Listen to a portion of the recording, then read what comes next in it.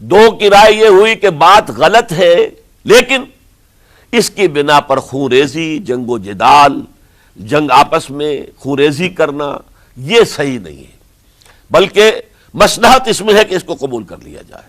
پھر اللہ تعالیٰ کو بہتر حالات پیدا کرے گا اس کے ذریعے سے، تعلیم کے ذریعے، تلقین کے ذریعے سے، جیسے نبی اکرم صلی اللہ علیہ وسلم نے اتنا عظیم انقلاب برپا کیا تھا۔ ہم کوشش کریں گے کہ نظام حکومت کی اصلاح ہو جائے، لیکن اس وقت اگر ہم اڑ گئے تو پھر گویا کہ خون ریزی اور فساد اور باہمی جو جنگ ہے وہ شروع ہو جائے گی۔ اور دو حضرات کی رائے ہوئی کہ نہیں، ہمیں ہر صورت میں رجسٹ کرنا ہے، خون ریزی ہوتی ہے تو ہو، ہمیں جانیں دینی پڑتی ہے تو دیں گے، ہم شہادت قبول کریں گے، لیکن اس غلطی کو قبول نہیں کر سکتے۔ تو میں اس کے لیے عرض کر رہا ہوں، یہ تیسری شہادتوں کا جو دور شروع ہوا ہے، پہلا شہادتوں کا دور حضور کا دور، دین کو قائم کرنے کی جد و جہد میں جنہوں نے جانیں دی ہیں۔ دوسرا دور اس دین کے خلاف جو کاؤنٹر ریولوشنری موومنٹس آئی ہیں ان کو رفع کرنے کے لیے جانیں دینا، ہزاروں صحابہ کی جانیں اس میں بھی گئی ہیں، مسیلمہ ابن کذاب ہو یا مانعین زکوٰۃ ہو، ان کے خلاف جو جہاد ہوا۔ پھر ظاہر بات ہے کہ حضرت عثمان رضی اللہ تعالیٰ عنہ کے بعد جو فساد ہوا، وہ شہادتیں کیا تھی؟ اس دین کے نظام کو قائم رکھنے کے لیے، انٹیکٹ رہے، دشمن اس کے اندر رکھنے ڈالنے میں کامیاب نہ ہو جائے۔ اب تیسرا دور وہ آ رہا ہے کہ جب کہ داخلی طور پر اس نظام خلافت کے اندر زوال شروع ہو رہا ہے، اس زوال کو روکنے کے لیے کہ وہ اپنی اصل جو خلافت کا نظام اللہ نے اور اس کے رسول نے دیا ہے اس کی بنیاد پر قائم رہے، لہذا ہم رجسٹ کریں گے اس تبدیلی کو اور میدان میں آ کر مقابلہ کریں گے۔ یہ حضرت عبداللہ ابن زبیر رضی اللہ تعالی عنہما اور حسین ابن علی رضی اللہ تعالی عنہما، اب ان دونوں میں ایک اختلاف ہوا۔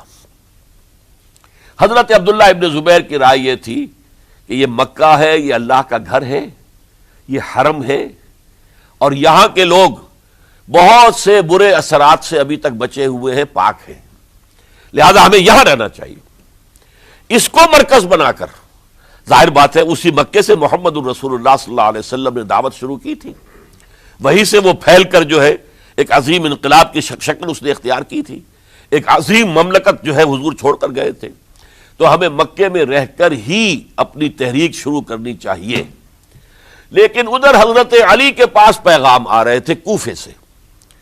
کوفہ چونکہ حضرت حسین کے پاس پیغام آ رہے تھے کوفے سے، چونکہ کوفے کو حضرت علی نے دار الخلافہ بنا لیا تھا، اور وہاں سمجھا جاتا تھا کہ حضرت علی کے ہمدرد اور حضرت شیعان علی جنہیں ہم کہیں، ان کے ساتھی، ہم خیال یہ لوگ ہیں کثرت کے ساتھ، اور وہاں سے اب خطوط کا تانتا شروع ہو گیا، آپ یہاں آئیے، ہم بےتاب ہیں، آپ کا استقبال کریں گے، آپ کے ہاتھ پر بیعت کریں گے، تاکہ یہ جو قیصر و کسریٰ کی سنت شروع ہو رہی ہے اس کو روکا جا سکے۔ وہ تانتا بندھا ہوا ہے خطوط کا۔ تو حضرت حسین رضی اللہ تعالیٰ عنہ نے فیصلہ کر لیا کہ میں کوفے جاؤں گا۔ حضرت زبیر روکتے رہ گئے کہ نہیں، کوفیوں پر اعتماد نہ کیجیے، یہ زبانی کلامی ساتھ دیتے ہیں، جب ڈنڈا چلتا ہے تو پھر یہ ہٹ جاتے ہیں میدان سے، ان پر اعتماد نہ کریں آپ، لہذا یہی مکے میں رہیے اور ہم دونوں مل کر ایک بڑی طاقت بن جائیں گے، اور یہ مکہ جو ہے ہمارے لیے حصار ہے، یہ ہمارے لیے پناہ گاہ ہے، یہاں سے اس دعوت کا آغاز کیا جائے۔ اب یہ افسوس ہے، اس سے اللہ کی مشیت سمجھا جائے، اللہ کی مرضی ہے، جو کچھ ہوتا ہے وہ تو بے اذن رب ہوتا ہے، اللہ اپنی مصلحتوں سے ہم سے زیادہ واقف ہے، ہم تو نہیں سمجھ سکتے۔ حضرت حسین نے فیصلہ کیا اور ڈٹ گئے اس فیصلے پر کہ میں کوفے جاؤں گا۔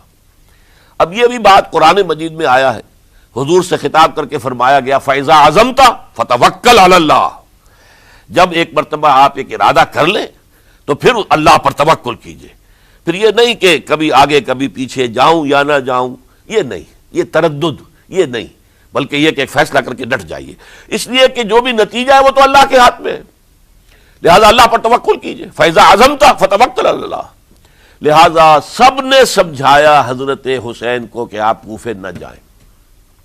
سمجھانے والوں میں حضرت عمر بھی تھے رضی اللہ، حضرت عبداللہ ابن عمر بھی تھے رضی اللہ تعالی عنہ، اگرچہ کوئی قرابت داری جو ہے قریبی نہیں تھی، لیکن بہرحال امت کی ایک شخصیت، عظیم شخصیت تھے۔ سمجھانے میں سب سے زیادہ زور صرف کیا ہے حضرت عبداللہ ابن عباس نے رضی اللہ تعالی عنہما. اور حضرت عبداللہ ابن عباس کون ہیں؟ ایک رشتے سے حضرت حسین کے چچا ہیں، ایک رشتے سے حضرت حسین کے نانا ہیں. کیوں؟ حضرت علی اور حضرت عبداللہ ابن عباس چچا زاد بھائی ہیں. عباس کے بیٹے، ابو طالب کے بیٹے، عباس اور ابو طالب بھائی ہیں. تو یہ فرسٹ کزن تھے حضرت علی اور عبداللہ ابن عباس رضی اللہ تعالی عنہ.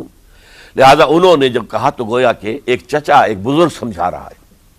اور دوسرے رشتے سے حضور نانا تھے حضرت حسین کے، اور حضور بھی کزن تھے حضرت عبداللہ ابن عباس کے، چچا زاد بھائی ہیں.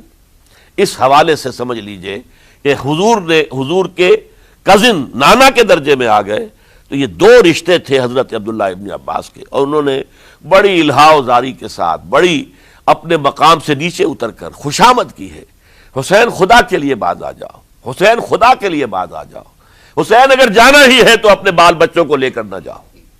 جس طریقے سے تمہارے باپ حضرت علی رضی اللہ تعالیٰ عنہ کو کوفہ کے اندر ذبح کر دیا گیا، کہیں ایسا نہ ہو کہ تمہیں بھی تمہارے بال بچوں کے سامنے ذبح کر دیا جائے، باز آ جاؤ. لیکن حضرت حسین اب اللہ کی طرف سے ان کے دل میں ایک ارادہ پختہ ہو چکا تھا، اور انہوں نے حضرت مسلم بن عقیل کو بھیجا تھا کہ جاؤ میری طرف سے کوفے والوں سے بیعت لے اور پھر مجھے اطلاع دو.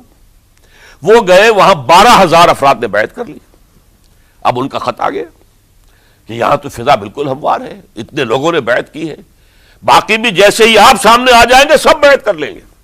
لہذا یہاں پر وہ ریزسٹنس کے لیے گویا کہ ہمارے پاس طاقت اس کوفے کے اندر بہت مضبوط طاقت ہوگی کہ ہم یزید کی حکومت کے خلاف ریزسٹ کر سکیں. اس کے بعد ہوا کیا؟ یزید نے عبید اللہ ابن زیاد کو گورنر بنا کر بھیج دیا. یہ شخص تھا بہت ڈنڈا چلانے والا. اس نے سختیاں شروع کی تو بہت سے لوگ اس بیعت سے تائب ہو گئے. لیکن مسلم بن عقیل وہ میدان میں آئے، اور ان کے ساتھ ہزاروں آدمی آ گئے جنہوں نے بیعت کی تھی، ابھی تک بیعت پر قائم تھے، اور انہوں نے گورنر کے گھر کا گھیراؤ کر لیا. گورنر کے ساتھ 30-40 آدمی تھے کل. وہ چھتوں پر چڑھ گئے، وہاں سے پتھراؤ کیا، اور وہاں سے جو 30-40 آدمی کوفے کے تھے ان سے کہا تم اپنے اپنے لوگوں کو کہو کہ چلے جائیں واپس یہاں سے. انہوں نے اوپر سے کہنا شروع کیا، ڈرایا، بہت خوفناک نتیجہ نکلے گا، اب عبید اللہ ابن زیاد تم سب کو ہلاک کر دے گا. ایک ایک کر کے بھیڑ چھٹتی چلی گئی اور صرف چند افراد رہ گئے، اور اس کے نتیجے میں حضرت مسلم بن عقیل شہید کر دیے گئے. بلکہ ایک شخص حامی نے انہیں پناہ دی تھی کوفے میں، ان کو بھی قتل کر دیا گیا، شہید کر دیا گیا. اس پر یہ ہے کہ انہوں نے ایک شخص کے ذریعے سے پیغام دیا قتل کیے جانے سے پہلے کہ دیکھو میرا تو وقت آ گیا ہے، میں تو اب قتل ہو جاؤں گا، شہید کر دیا جاؤں گا، تو میرا پیغام حسین تک پہنچا دو رضی اللہ تعالی عنہ کہ یہاں یہ بغاوت ہو گئی. لوگوں نے، کوفیوں نے، الکوفی لا یوفی، کوفی جو ہے وہ پورا نہیں کرتا اپنے عہد کو اور وفا کو. اس کا ایک ثبوت ہمیں مل گیا ہے، یہ سب کے سب منحرف ہو گئے بیعت سے. آپ جہاں تک آ گئے وہاں سے واپس چلے جائیے. جب حضرت حسین کے پاس یہ پیغام پہنچا اور انہوں نے ارادہ کیا کہ ٹھیک ہے یہ تو حالات بدل گئے، لہذا واپس چلنا چاہیے، شاید عبداللہ ابن زبیر کی رائے ہی صحیح ہے، ہمیں مکے ہی میں بیٹھ کر کام کرنا چاہیے. لیکن اب جو ہے عرب کا ایک خاص مزاج ہے. حضرت مسلم بن عقیل کے بیٹے آڑے آ گئے، اب ہم اپنے باپ کے خون کا قصاص لیے بغیر نہیں جائیں گے. اور حضرت حسین رضی اللہ تعالیٰ عنہ بامروت انسان، شریف النفس انسان، کیسے ممکن تھا، غیرت مند غیور انسان، وہ کیسے ان کی بات کو رد کر دیتا. لہذا اچھا چلو چلتے ہیں کوفے کی طرف. آگے بڑھتے چلے گئے، کربلا میں پہنچ گئے. جو کچھ وہاں ہوا ہے پھر آپ کو معلوم ہے. اس میں یہ بات ہے، پہلے 1000 کا لشکر بھیجا تھا عبید اللہ ابن زیاد نے، اس پر حضرت حسین رضی اللہ تعالیٰ عنہ نے جو باتیں کہیں وہ کچھ اثر انداز ہو گئی. ان کا افسر جو تھا حر بن یزید تمیمی، وہ بعد میں حضرت حسین کا حامی ہو گیا، اور حضرت حسین کے ساتھ ہی اس کو بھی شہادت نصیب ہوئی. پھر دوسرے کو بھیجا، عمرو بن سعد. عمرو بن سعد بھی ایک بڑی عظیم شخصیت کا بیٹا تھا. حضرت سعد ابن ابی وقاص جو فاتح ایران تھے، اور جن کو غزوہ احد کے موقع پر حضور نے فرمایا تھا کہ اے سعد تیر چلاؤ، میرے ماں باپ تم پر قربان ہوں، جبکہ احد میں گھیراؤ کر لیا تھا حضور کا اور کفار قتل کرنے کے لیے ہجوم کر رہے تھے، اور کچھ حضرات تیر چلا چلا کے انہیں پھینک رہے تھے، دور جو ہے ہٹا رہے تھے، ان میں سے حضرت سعد بن ابی وقاص بھی تھے۔